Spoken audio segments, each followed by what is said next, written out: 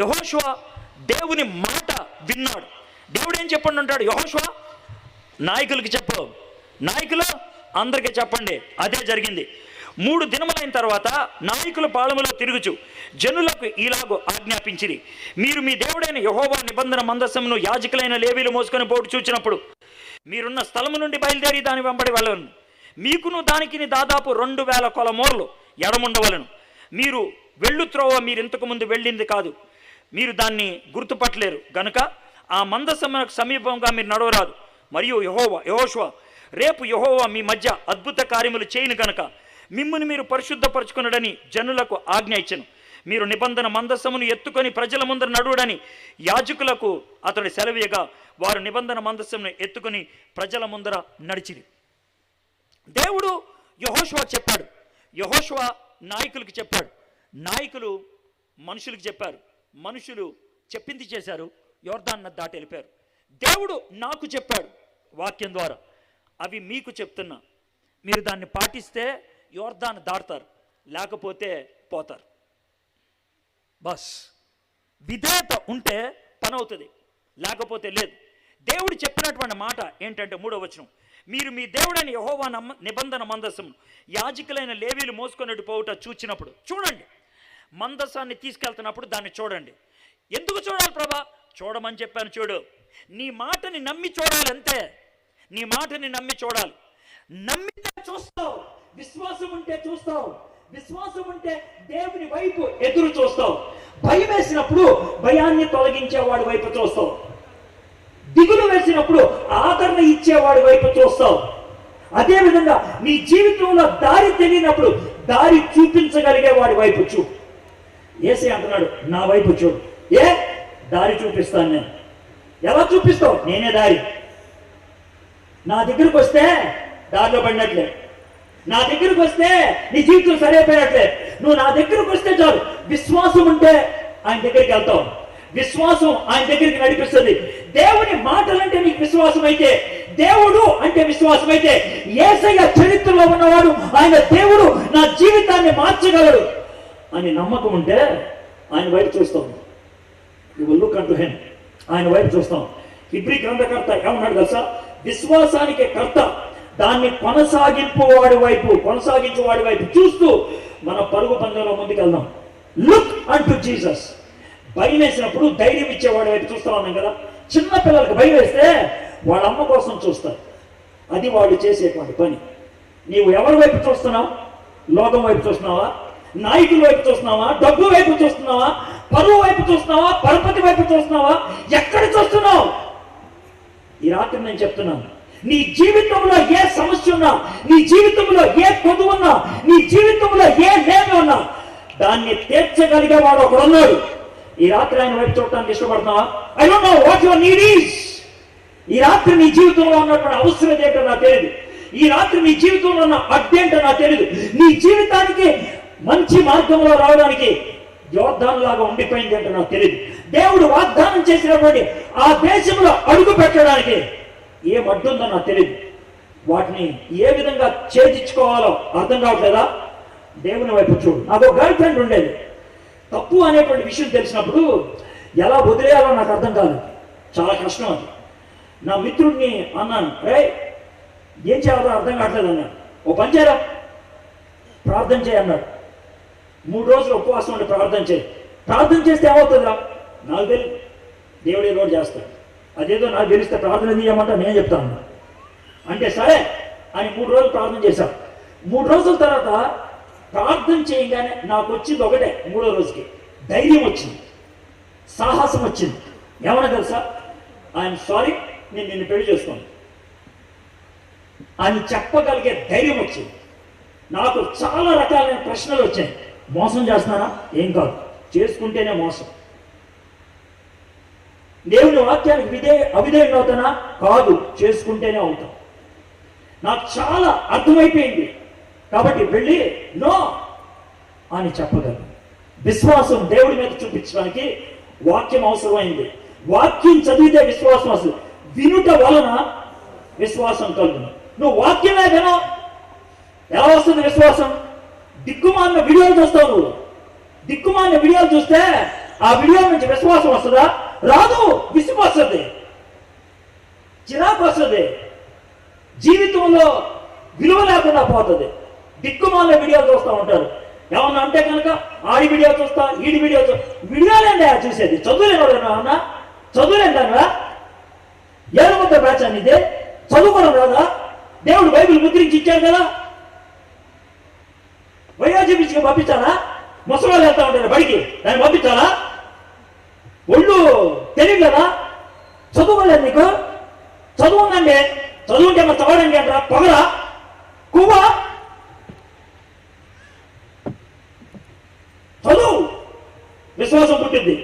వాక్యం చదివితే, దేవుని సన్నిధిలో గడిపితే దేవుడు విశ్వాసాన్ని ఇస్తాడు, ధైర్యాన్ని ఇస్తాడు. ఏ విధంగా వెళ్ళాలో దేవుడు నేర్పిస్తాడు. అది ఆయన చేసేది.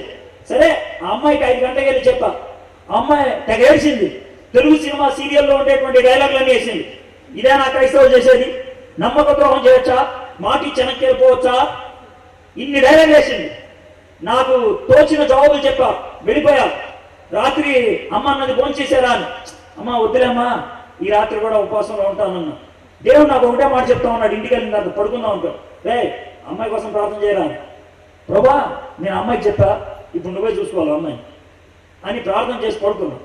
పొద్దున్నే ఎవడైతే నాకు 3 రోజులు ఉపవాసం ఉండి ప్రార్థన చేయమని వాడు వచ్చాడు. వాడు వచ్చి తలుపు కొట్టి లేపాడు. ఏంట్రా అన్న? ఏం లేదురా, నీకు ఒక విషయం చెప్తామని వచ్చాను. ఏంట్రా అన్న? అమ్మాయి నూతులు తూకేసింది రా అన్న.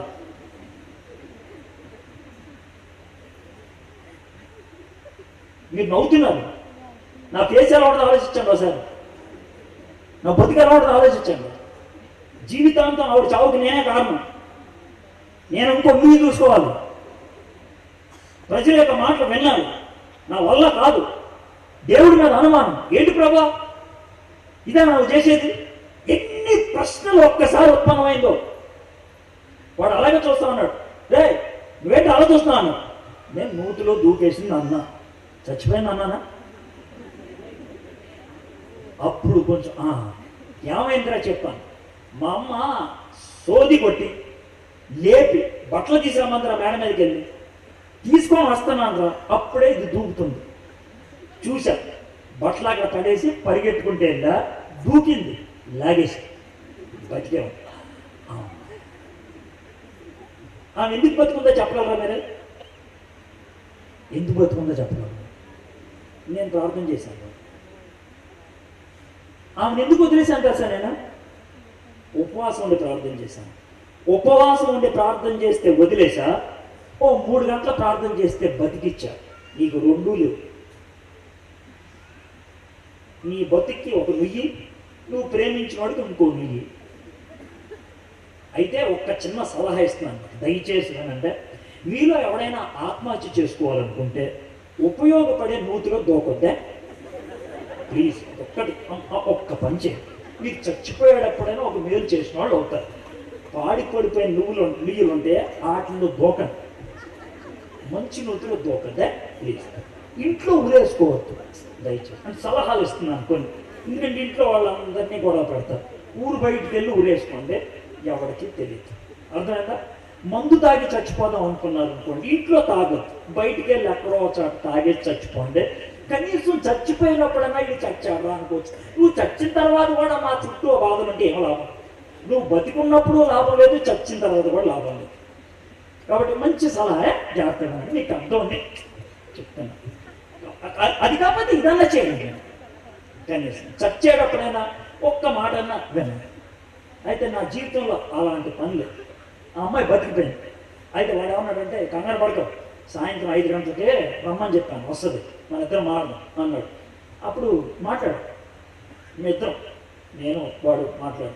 వాడు చాలా గట్టిగా చెప్పాడు, పిచ్చి పిచ్చి ఆశలేదు, ఏమన్నా చేసేది రైటా, నువ్వు చేసేది తప్పు అని చాలా స్పష్టంగా చెప్పాడు. అమ్మాయి వెళ్ళిపోయాడు. అమ్మాయికి 3 నెలల్లోనే సంబంధం వచ్చింది, పెళ్ళి అయిపోయింది. అయితే 34 సంవత్సరాల తర్వాత ఆమెకి పెళ్ళి అయితే 34 సంవత్సరాల తర్వాత మొన్న ఈ మధ్యన నాకు ఫోన్ చేసింది. ఫోన్ చేస్తే ఫోన్ ఎత్తాను. హలో ఎడ్వర్డ్ అని అన్నది. ఈ పిలుపు ఎక్కడ విన్నానే అని అనిపించి ఆ అమ్మాయి పేరు పిలిచాను. అంటే బాగా గుర్తుపెట్టావు, ఇన్ని సంవత్సరాలు గుర్తున్నాను ఉంది, చాలాసార్లు పిలిచావు కదా, 100 సార్లు పిలిచావు, గుర్తుంది అన్నాడు. ఏం లేదు, నేను నార్వేలో ఉంటున్నాను, నాకు 2 పిల్లలు, నేను ఇండియా వచ్చాను, బహుశా ఇది ఇండియా రావటం చివరిసారేమో, నేను ఒకసారి చూడాలనుంది అని అన్నది. ఎక్కడున్నావు? సికింద్రాబాద్లో. 2 రోజుల తర్వాత సికింద్రాబాద్లో మీటింగ్, నేను సికింద్రాబాద్లో పాలన చోట మీటింగ్కి వస్తాను, సరే వస్తాం ఉన్నది. వచ్చింది, వచ్చి ఏం లేదు నేను ఎందుకు చూద్దాం అనుకున్నానంటే మేబీ ఇంకో 2 వారాలు బతుకుంటాను నేను. నాకు బ్రెస్ట్ క్యాన్సర్ ఆపరేషన్ అయింది, కీమో కూడా పనిచేయలేదు, డాక్టర్స్ టైం ఫ్రేమ్ 2 వీక్స్ ఇచ్చారు, నేను చచ్చిపోయే ముందు ఒకసారి చూద్దాం అనుకున్నాను అని వాళ్ళిద్దరు కూతుర్ని పరిచయం చేసింది. అంకుల్ ఎడ్వర్డ్ అని చెప్పింది. వాళ్ళిద్దరు నా దగ్గరికి వచ్చారు, మాట్లాడారు. ఒక మాట చెప్తాను, మన ఇద్దరం పెళ్లి చేసుకుందాం అనుకున్నాను, వద్దనుకున్నాను.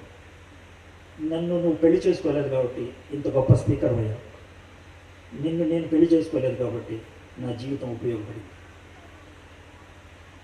ఆ మాట చెప్పిన 3 రోజులకి ఆమె చచ్చిపోయింది. దేవుడు తీసుకునేటువంటి నిర్ణయాలు చాలా గొప్పవి. దేవుడు చూపించేటువంటి మార్గం అమోఘమైంది. ఆ మార్గంలో నడవటానికి నీకు కావాల్సింది రుజువులు కాదు, ఆ మార్గంలో నడవటానికి నీకు కావాల్సింది విశ్వాసం, ఫెయిత్. That's all. ఆ రోజు నా చేతిలో ఒక కవర్ పెట్టింది, నీ వైఫ్కి ఏదైనా ఒక గిఫ్ట్ కొన్నాను, ఏమి ఇష్టమో నాకు తెలియదు, అందుకే కవర్లో క్యాష్ పెట్టాను. నాకు ఒక బాక్స్ ఇచ్చింది, ఇది నీకోసం నేను కొన్నాను అన్నది. బాక్స్ ఓపెన్ చేశాను, దాంట్లో వాచ్ ఉన్నది. నేను వాచ్ పెట్టుకోను చెప్పాను, నేను వాచ్ పెట్టుకోని నాకు తెలుసు, కానీ నేను ఇస్తున్నాను, గుర్తుకు ఉంచుకోవాలి. ఇంటికి వెళ్ళి నా కూతురికి ఇచ్చాను. నా కూతురు దాన్ని ఓపెన్ చేసి అన్నది, పాప ఈ వాచ్ ఎంత ఖరీదు చేస్తుందో తెలుసా అన్న. తెలీదమ్మా. 70,000 స్టార్టింగ్ ప్రైస్ అక్క అన్న. జియోడినా, దాని అతి చీపెస్ట్ వాచ్ 70,000. కవర్ ఓపెన్ చేసి చూసా, నా భార్య గిఫ్ట్ కొన్న 50,000 ఇచ్చింది. అవి చూస్తున్నప్పుడే ఆ అమ్మాయి వాళ్ళ హస్బెండ్ నాకు ఫోన్ చేశారు, సార్ ఇప్పుడే చనిపోయింది. గ్రేట్ ఫీలింగ్, చాలా అనుభూతి నాకు. నేను చచ్చిపోయి ఆమె దగ్గరికి వెళ్ళి ఆమె కలుస్తాను. I know that. ఎందుకు జరుగుతుందో తెలుసా ఇది నా లైఫ్లో? దేవుని మాటకి విధేయత చూపించాను, విశ్వాసం ఉన్నది.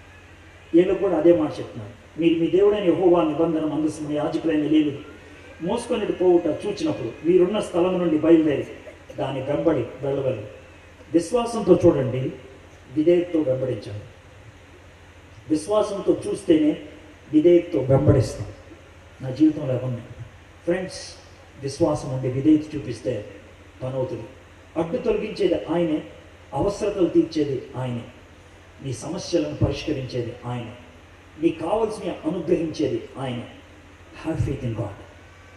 ఆ తర్వాత ఏమన్నాడు తెలుసా? మీకును దానికి దాదాపు 2,000 కొల మోర్లు ఎడమండవలను. మీరు వెళ్ళు త్రోవ మీరు ఇంతకు ముందుగా వెళ్ళింది కాదు, మీరు దాన్ని గుర్తుపట్టగలను కనుక ఆ మందసమునకు సమీపంగా మీరు నడవరాదు. మరియు యెహోషువ రేపు యెహోవా మీ మధ్య అద్భుత కార్యములు చేయను కనుక మిమ్మల్ని మీరు పరిశుద్ధపరచుకున్నాడని జనులకు ఆజ్ఞించండి. దూరంగా వెళ్ళమంటున్నాడు, ఎందుకో తెలుసా? సిద్ధపాటు కోసం, ప్రిపరేషన్. దేవుడు మనకి ఏదైనా ఇస్తాడు అనుకున్నప్పుడు ఇచ్చేదాన్ని స్వీకరించడానికి సిద్ధపాటు ఉండాలి. విధేయత ఉన్నటువంటి వాడిలో వెసులుపాటు ఉంటుంది. వెసులుపాటు అంటే ఏంటి తెలుసా? నూనె కావాలనుకుంటే సీసా పట్టుకెళ్తాం, గుడ్లు కావాలనుకుంటే క్యాన్ పట్టుకెళ్తాం, వర్షం కావాలంటే గొడుగు పట్టుకెళ్తాం. జీవితంలో ఏది అడుగుతున్నావో దాన్ని తీసుకెళ్ళేది పట్టుకురావాలి. అది వెసులుపాటు. దేవుడు కార్యం చేస్తాడు కాబట్టి నేను దూరంగా ఉండి దారి చూస్తా, దారి చూసి వెనకాల వెళ్తాను. విధేయతతో పాటు వెసులుపాటు, ఈ 3 అయిపోయిన తర్వాత ఏమన్నాడు తెలుసా? అప్పుడు యెహోషువతో ఇట్లనను, నేను మోషేకి తోడైండినట్లు నీకును తోడైందునని ఇశ్రాయేలీయులందరూ ఎరుగునట్లు నేడు వారి కనులు ఎదుట నిన్ను గొప్ప చేయ మొదలు పెట్టేదని. బ్యూటిఫుల్. నిన్ను గొప్ప చేస్తాను నేను, నువ్వు జస్ట్ ఈ మాటలు చేయి. గుర్తుపెట్టుకోండి, 3 పనులు మనం చేస్తే 4వ పని దేవుడు చేస్తాడు. విశ్వాసం, విధేయత, వెసులుపాటు. విశ్వాసంతో చూడటం, విధేయతతో వెంబడించడం, వెసులుపాటుతో ఎదురు చూడటం. ఈ 3 ఉంటే దేవుడు మన మధ్యన విచిత్రాలు చేస్తాడు, మన మధ్యన అద్భుతాలు చేసి ఆయన రుజువు చేస్తాడు. పోయిన సంవత్సరం మే 5వ తారీఖు రాత్రి, మే 6వ తారీఖు పగలు మధ్యలో జరిగినటువంటి ఓ చిన్న సన్నివేశం చెప్పి నేను ముగిస్తాను. దేవుడు రుజువుపరుచుకునేవాడు, దేవుడు అద్భుతాలు చేసేటువంటి వాడు. మే 4, 5 తారీఖు కోదాళ్ళలో వాక్యం బోధించా. కోదాళ్ళలో ఒక కుర్రోడు మీటింగ్ పెట్టాడు, చిన్నోడు, 25 ఏళ్ళు ఉంటాయి, లంబాడీ కుర్రోడు. అతను మీటింగ్ పెట్టాడు. అయితే అక్కడ ఉన్నటువంటి పాస్టర్స్ అసోసియేషన్ వాళ్ళు మొదటి రోజు ఎవ్వరు రాలేదు. సైడ్ వేసిన కుర్చీలన్నీ ఖాళీగా ఉన్నాయి. ఏ అంటే కుర్రోడు పెడితే ఆయన రావడం ఏంటి అనేసి రాలేదు. ఆడు అడిగాడు, నేను వెళ్ళాను, నేనేం చేయను దానికి. సో ఆ కోపంతో రాలేదు. జనం వచ్చారు కానీ అంత ఎక్కువ మంది రాలేదు. రెండో రోజు మాత్రం ఇరగబడి జనం వచ్చేసారు. జనాన్ని చూసి అనుకుంటా మీటింగ్ స్టార్ట్ అయిన కొద్దిసేపుకి పాస్టర్లు అందరూ వచ్చి కూర్చున్నారు. వాక్యం అయిపోయింది. కానీ నా మీద కోపం ఉంది, వీడెందుకు వచ్చాడు, ఈ కుర్రోడు మీటింగ్ ఎంత సక్సెస్ అవటం ఏంటి అనేసి. మీటింగ్ అయిపోయింది, భోజనం చేస్తున్నాం. కుర్రోడు అన్నాడు, అన్నా భోజనం అవ్వగానే కారు రెడీ, మీరు వెళ్ళిపోవచ్చని. కోదాడు నుంచి తణుకు రావాలి నేను. తణుకు ఆ రోజు 2 చోట్ల వాక్యం బోధించాలి, వేల్పూర్లో ఒక చోట, ఇంకో చోట, 2 చోట్ల. అయితే కారు రెడీ అన్నాడు. భోజనం అయిపోతుంది, మళ్ళీ వచ్చాడు. అన్న చిన్న సమస్య వచ్చింది. ఏంటనంటే కారు డ్రైవర్ రానంటున్నాడు అన్నాడు. కారు డ్రైవర్ రాకపోతే కారు కూడా రాదు కదా. అట్లా కదన్నా, కారు ఇస్తాడంట, డ్రైవర్ రాడంట. అదేంటిది అంటే వాడికి నిద్ర వస్తుందంట అన్న, 2-3 రోజులు నిద్రపోలేదంట, కాబట్టి నాకు నిద్ర వచ్చేస్తుంది అన్నాడు. నాకు డ్రైవింగ్ వచ్చన్నా, నేను నడిపిస్తా అన్నాడు. పర్లేదా, సరే అన్నాడు. Maruti Swift Dzire car, front కూర్చున్నాను నేను, మనోడు పక్కన కూర్చున్నాడు. నేను కబుర్లు ఆడుతూ ఉంటాను, డ్రైవ్ చేయన్నాడు. కోదాడులో బండి స్టార్ట్ అయింది. స్టార్ట్ అవుతున్నప్పుడు బయట అందరూ టాటా చెప్తానికి ఉన్నారు, ఒక 50 మంది దాకా కుర్రోళ్ళు. వాళ్ళు అరిశారు, అన్నా అని అరిశారు. ఏమైంది అని గ్లాస్ కిందకి దింపితే వెనకాల ఏదో కారుతుందన్న చూడండి అన్నాడు. అంటే అన్న ఏసీ ఇప్పుడే ఆన్ చేశాం కదా, పదండి అన్న. వెళ్ళిపోయాం. మేము కోదాడు నుంచి బయలుదేరి ఏలూరు దాటి, విజయవాడ దాటి ఏలూరుకి ముందు టోల్గేట్ దగ్గరికి వచ్చాం. కిరసనాయిల్ వాసన ఎక్కువైపోతుంది. ఏంటా అని లేచి వెనక నుంచి చూస్తే దోవలాగా ఏదో పడుతుంది. కారు పక్కన పెట్టి ఏదో చూద్దాం అన్నాడు. కారు ఆపి చూస్తే బడబడా పెట్రోల్ కారిపోతుంది. మూత సరిగ్గా లేదేమో అని చూసాం, మూత చక్కగా ఉంది. మనోడు ముందు బాయ్నెట్ ఓపెన్ చేస్తే విచిత్రం ఏంటో తెలుసా, పెట్రోల్ సప్లై చేసే పైప్కి 2 నట్లు ఉంటాయి. ఆ నట్లు తీసి పైపు బయటికి లాగేసి ఉంది. కొంచెం పెట్రోల్ లోనకి వెళ్తుంది, పెట్రోల్ మిగిలింది బయట పడుతుంది. మనోడు వెంటనే ఫోన్ చేశాడు, డ్రైవర్ ఎందుకు రాలేదు, ఎందుకు ఇలా జరిగింది అంటే ఎవడో ఒకటి చెప్తున్నాడు. ఈయన లంబాడీ భాషలో మాట్లాడుతున్నాడు. ఈయన రూపురేఖలను బట్టి అర్థమైపోయింది, నన్ను చంపేయడానికి వేసిన ప్లాన్ అది. వాళ్ళ ప్లాన్ ప్రకారం ఆ పెట్రోల్ కారుతున్నప్పుడు వెనకాల ఎవడో అగ్గిపొల్ల సిగరెట్లు వేసి ఉండాలి. అప్పుడు కారు పగిలిపోయి ఉండాలి, నేను చచ్చిపోవాలి. ఇది జరగాల్సింది. మే నెలలో భయంకరమైనటువంటి ఎండ ఉంటుంది, తప్పించుకోవడానికి లేదు. మేము దగ్గర దగ్గర 120 కిలోమీటర్ల ప్రయాణం చేసాం. ఇంతసేపు పెట్రోల్ కారుతూనే ఉంది, కానీ ఏం అవ్వలేదు. అక్కడ ఆగిపోయింది. ఎందుకు చెప్తున్నాను ఈ మాట, ఎందుకు చెప్పాల్సి వస్తుంది ఈ మాట? దేవుణ్ణి విశ్వసించి దేవునికి విధేయత చూపించేటువంటి వాళ్ళు తలదించుకోరు. చచ్చిపోయేటప్పుడు కూడా తలెత్తుకుంటారు. ప్రాణం విడిచేటప్పుడు కూడా దేవుని స్తుతిస్తారు. ఎప్పుడు సిగ్గుపడరు, ఎప్పుడు తలదించుకోరు. ఎందుకో తెలుసా, దేవుణ్ణి నా ముందు పెట్టుకున్నాను నేను. నా జీవితానికి ఎన్ని యోర్దాన్లు వచ్చినా అవి దాటిపోతాను నేను. నా జీవితంలో చాలా యోర్దాన్లు దాటా, ఇప్పటికే ఇంకా దాటుతాను. దాటించేది ఆయన. ఎన్ని యోర్దాన్లు వచ్చినా నాకేముంది. నీ జీవితంలో ఉన్నటువంటి యోర్దాన్ దేవుడు దాటించడానికి ఇష్టపడుతున్నాడు. ఆయన ఎందుకు విశ్వాసం ఉంచుతావా? ఆయన మాటకు విధేయత చూపిస్తావా? ప్రభా, నా జీవితంలో రుజువు చేయి ప్రభా, దీన్ని తొలగించి రుజువు చేయి ప్రభా, లోకానికి చూపించు ప్రభా నువ్వు తొలగించేవాడు అని అడగటానికి నీకు ఇష్టమేనా? తలంచండి, కళ్ళు మూసుకోండి, ఒక 2 నిమిషాలు మౌనంగా మన జీవితాన్ని పరిశీలన చేసుకుందాం. ఎవరు లేవద్దు ఈ టైంలో. ఒక్క 2 నిమిషాలు. మీ జీవితానికి ఉన్న అడ్డు మీకు తెలుసు. ఈ సమయంలో ఎవరి గురించి ప్రార్థన చేయొద్దు. ఎవరి గురించి, మీ గురించే మీరు ప్రార్థన చేసుకోండి. మీ జీవితంలో ఉన్న అడ్డేంటో మీరు ఆలోచించండి. అది ఏదైనా అవ్వచ్చు, అవసరత అవ్వచ్చు, జబ్బు అవ్వచ్చు, కోరిక అవ్వచ్చు, తప్పుడు అలవాటు అవ్వచ్చు, ఏదైనా సరే నీ జీవితానికి ఉన్న అడ్డేంటో ఏసైతే చెప్పు. ప్రభా, ఇది నా జీవితానికి యోర్దాను, ఇది నా జీవితానికి యోర్దాను, నువ్వు నా ముందుండు ప్రభా, నన్ను నడిపించు. నువ్వు ముందెళ్ళిపోతే దారి సరళమవుతుంది. నేను వెనకాల వచ్చేస్తాను, నిన్ను వెంబడిస్తాను ప్రభా. మౌనంగా ఉండండి. దేవుడు ఈ సమయంలో మీతో మాట్లాడతాడు. దేవుడు మీతో మాట్లాడతాడు. ఆయన మాటల్ని కాదనొద్దు. నిన్న ఈరోజు ఒకే విషయం చెప్పాను. ఇస్కరియోతు యోధాకి నిన్న చివరి అవకాశం ఇచ్చాడు, కాదని ముక్కను తీసుకొని వెళ్ళిపోయాడు. ఈ రాత్రి నీ జీవితంలో యోర్దాను దాటడానికి యేసే ఒక అవకాశం ఇస్తున్నాడు. నా వైపు చూడు, నన్ను వెంబడించు, నేను దాటిస్తాను. ఈ రాత్రి దాటడానికి నీకు ఇష్టమేనా?